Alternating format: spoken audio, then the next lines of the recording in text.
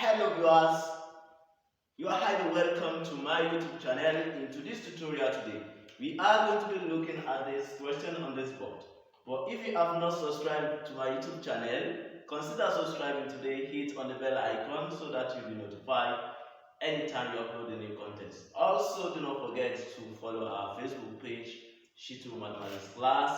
So now let's see what we are having for today. So now the question says to solve, root n, that means the square roots, the n roots rather. Let me say n root because of this n here. So we call it n roots of what? Of 3 to power 3 to power 2 to power 3 equals to 27. So now let's see what we are going to do. Now let's get started and see. So now from here, don't forget that from the law of indices, when you have root of what?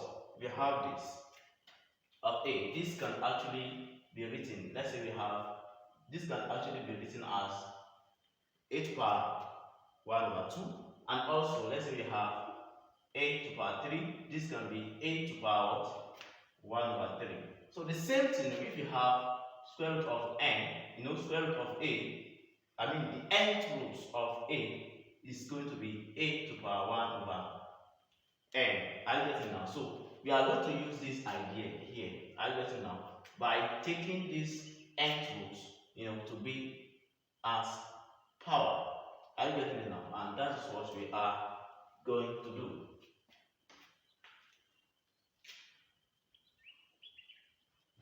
Okay, so now from here, we are going to have this to be 3 to power 3 to power 2, 3. Now taking this n roots and writing it in that form. Okay, that is in this form.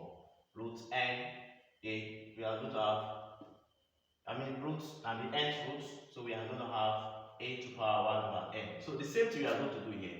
So this is going to be 1 to 1 over n, okay, equals to what? Equals to 27. So now, what's the next thing to do? So we don't need to disturb more, we don't need to disturb ourselves. So we can see that 3 to power 2 here is the same thing as 9. We can have 3 to power 9, okay, and 3 times 1 over, n, like this. So now from here, so what's the next thing to do? So the next thing to do is to have this in this form, like this. We are going to have 3 times this is going to give us what? 3. We are going to have 3 to power 9, okay, then 3 over n equals to what? Equals to 27. Are we there? So now the next thing we are going to do is we are going to see that this is going to be 3 to power 9, 3 over n equals to 3 to power 3 to power 3. So now from here we can see that we can have what? We can have this to be